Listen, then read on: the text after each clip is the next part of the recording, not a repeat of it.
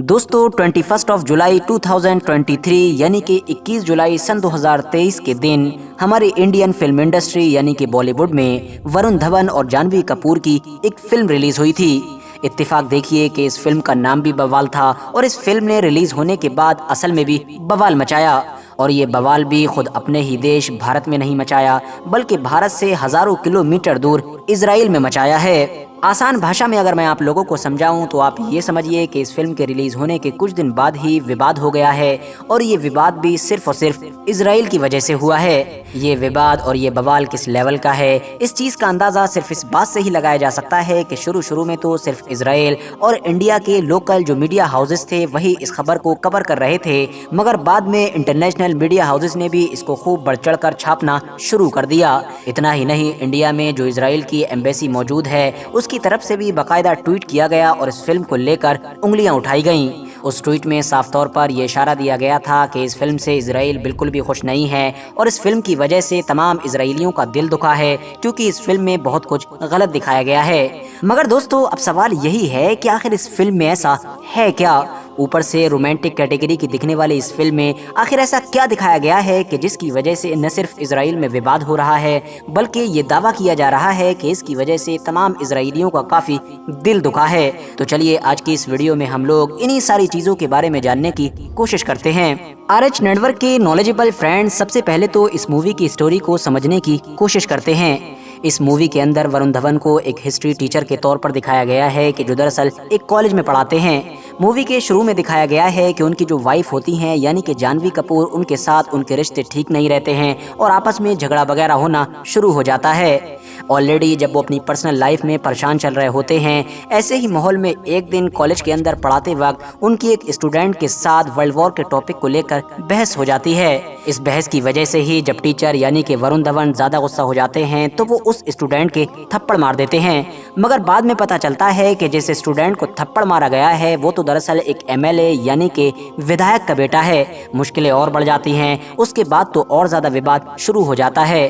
ऐसे माहौल में कि जब इस टीचर की प्रोफेशनल और पर्सनल दोनों ही लाइफ में तबाही मची हुई होती है तो ये टीचर और इसकी वाइफ यानी कि वरुण धवन और जानवी कपूर ये फैसला करते हैं कि क्यों ना सुकून हासिल करने के लिए कुछ वक्त के लिए इन तमाम चीजों को यहीं छोड़कर हजारों किलोमीटर दूर यानी कि यूरोप जाया जाए। और इसी मकसद के लिए मतलब सुकून हासिल करने के लिए ये हिस्ट्री टीचर और इसकी वाइफ यूरोप को विजिट करते हैं। यूरोप पहुंचने के बाद ये दोनों यूरोप की अलग अलग जगहों को विजिट करते हैं और उन सारी जगहों को भी देखते हैं कि जहां पर किसी दौर में वर्ल्ड वॉर 2 हुआ था। स्पेशली जर्मनी और पोलैंड पहुंचकर उन सारे इलाकों को भी देखते हैं कि जहां पर किसी दौर में होलोकॉस्ट हुआ था। अगर आप लोग नहीं जानते हैं तो मैं आप लोगों को बता दूं कि होलोकॉस्ट दरअसल उसी इंसिडेंट को या फिर ये कहिए कि उसी नरसंहार और उसी जेनोसाइड को कहा जाता है कि जो किसी दौर में यहूदियों का किया गया था हिटलर की तरफ से। आप लोगों ने भी बार बार ये चीज सुन ही रखी होगी कि हिटलर यहूदियों से बेइंतहा नफरत किया करता था, इसीलिए उसने चुन चुन कर न सिर्फ यहूदियों पर जुल्म किए थे बल्कि इनको चुन चुन कर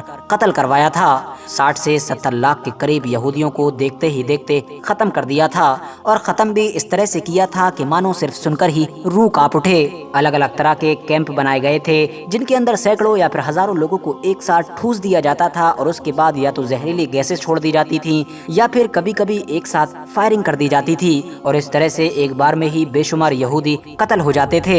अब जैसा कि दोस्तों मैंने आपको पहले ही बताया कि वरुण धवन को इस फिल्म में एक टीचर का रोल दिया गया है, तो इसीलिए जब वरुण धवन इन सारी लोकेशन पर पहुंचता है तो एक हिस्ट्री टीचर की तरह हिस्ट्री समझाना शुरू कर देता है। न सिर्फ हिस्ट्री समझाता है ये टीचर बल्कि उस दौर के लोगों की जगह पर अपने आप को रखकर फील करना भी ये लोग शुरू कर देते हैं। उस दौर में यहूदियों को कैंप में रखकर जिस तरह की ड्रेसेस पहनाई जाती थी उस तरह की ड्रेसेस पहनते हैं और इस तरह से दिखाने की कोशिश करते हैं कि मानो वो कैंप में फंसे हुए हैं। ऐसे ही माहौल में इस हिस्ट्री टीचर की जो वाइफ होती है यानी कि जानवी कपूर, वो ये कहती है कि हर रिलेशनशिप अपने ऑशविट्ज से गुजरता है। बस यही वो अल्फाज हैं, यही वो सेंटेंस है कि जिसने इजराइल को सबसे ज्यादा ट्रिगर किया है।